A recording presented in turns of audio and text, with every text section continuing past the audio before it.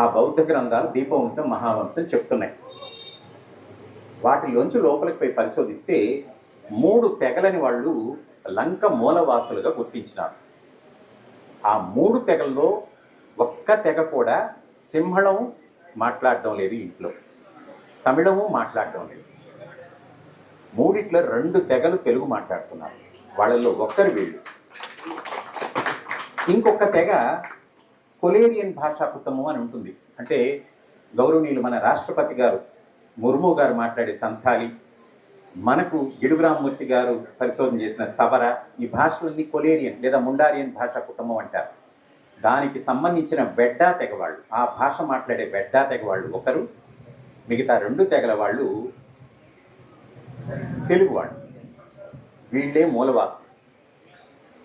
అంటే ఇక్కడ సింహళులు, తమిళులు మూలవాసులు కాదు, చాలా ప్రాచీన